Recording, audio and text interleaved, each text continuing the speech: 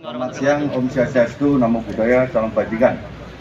Saya Kapolda Jawa Tengah hari ini akan rilis terkait ungkap kasus dugaan tindak pidana pembunuhan berencana dan berantai.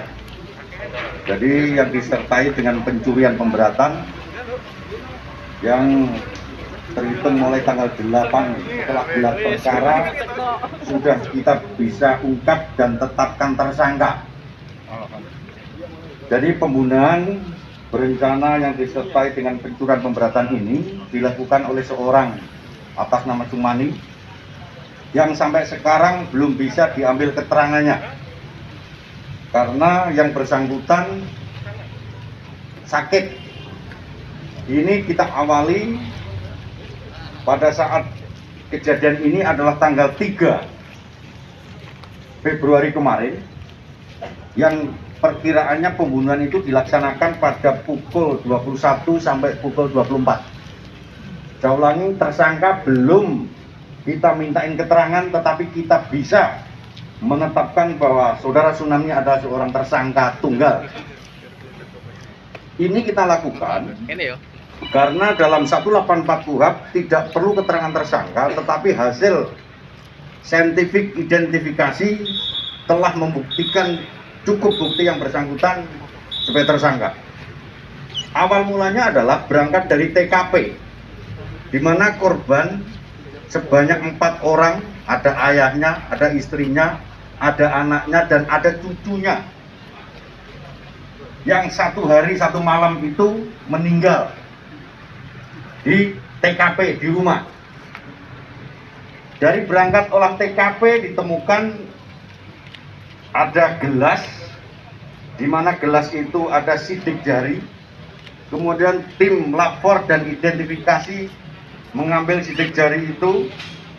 Kemudian dengan saintifik identifikasi yang kita punyai, benar match sidik jari itu mengarah seorang tamu yang bernama Sumani. Kita kembangkan lagi dari TKP itu, ya. Kita kembangkan lagi dari TKP itu. Kita tarik CCTV. Jadi dari jam J hari H tanggal 5 itu diketahui dari beberapa keterangan saksi dan CCTV, kendaraan yang dipakai pelaku berikut pakaiannya match. Ada seorang saksi yang menyaksikan bahwa kendaraan itu parkir di rumahnya, kemudian pakaian yang digunakan dan helm yang digunakan sama persis dengan waktu kejadian hasil otopsi mayat oleh Bidokes Polda Jawa Tengah, bahwa matinya korban diakibatkan benda tumpul dan benda tajam, sekitar diperkirakan mati jam 21 sampai jam 24. Kemudian dari TKP diberangkatkan hasil otopsi meninggalnya korban akibat senjata tajam dan tumpul. Kita kembangkan, mengerucut, kita lakukan penggeledahan di rumah tersangka, ditemukan arit sebagai alat. Di arit. Jadi darah hasil lapor yang kita punyai di arit ini identik dengan darah korban istrinya, yaitu saudari Purwati.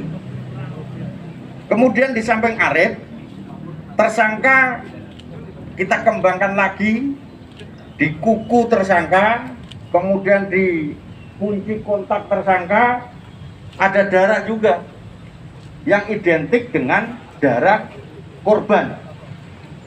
Jadi ini sudah mengerucut terkait dengan pembuktian.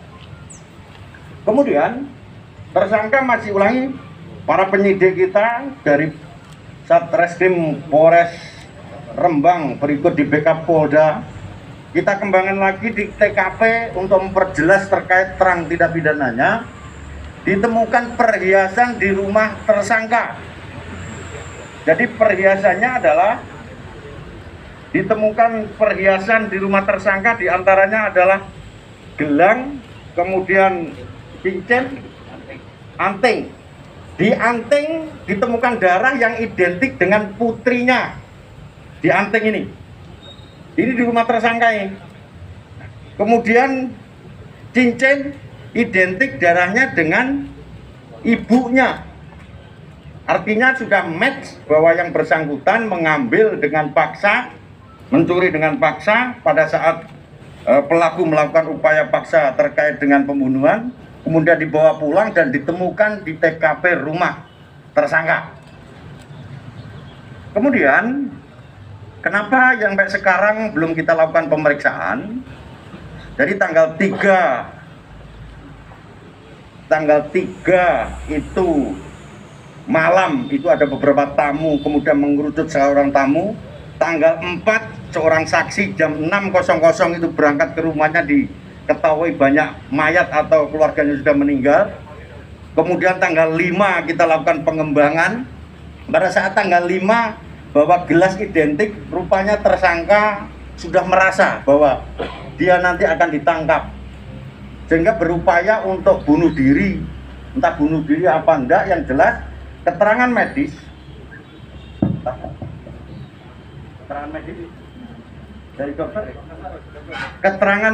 dari dokter rumah sakit kita mengatakan bahwa yang bersangkutan belum diperiksa karena mengandung pestisida di ginjalnya. Sampai sekarang masih belum bisa kita mintain keterangan. Jadi keterangan dari dokter yang bersangkutan belum dilakukan pemeriksaan karena mungkin berupaya untuk bunuh diri. Sampai sekarang masih dirawat di rumah sakit tersangkanya. Tetapi kita penyidik sudah bisa menetapkan tersangka berdasarkan persesuaian bukti, barang bukti dan petunjuk yang menguatkan dengan beberapa keterangan ahli, baik surat maupun keterangan ahli kita lapor dan Bidokes Polda Jawa Tengah. Demikian rekan-rekan sekalian, bahwa terkait dengan kasus tindak pidana pembunuhan berencana disertai dengan pencurian kekerasan ini bisa kita ungkap pada saat ini. Demikian yang saya sampaikan. Ada pertanyaan? Ya. Jadi begini, motif itu muncul kalau sudah dilakukan pemeriksaan kepada tersangka. Tersangka sampai sekarang urung iso diperiksa. Karena itu tadi mau bunuh diri. Tetapi ada kata-kata bahwa wis itu di BAP awal, interogasi awal dari penyidik mengatakan begitu. Artinya apa? Bahwa di situ ada motif dendam tentang sesuatu. Jadi pada saat beberapa saksi yang kita periksa ada penawaran terkait dengan gamelan, dan korban telah menerima uang sekitar 15 juta kalau tidak salah. Jadi ada motifnya mungkin, karena tersangka belum kita periksa, motifnya adalah terkait dengan masalah uang. Dan dia kenal dengan korban dan tersangka. Baik, yang lain? Saya Dimas Pak, dari Menyingkap Tabir TV One Pak.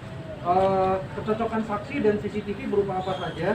Lalu bukti transfer 8 juta itu apakah ada di sini Pak?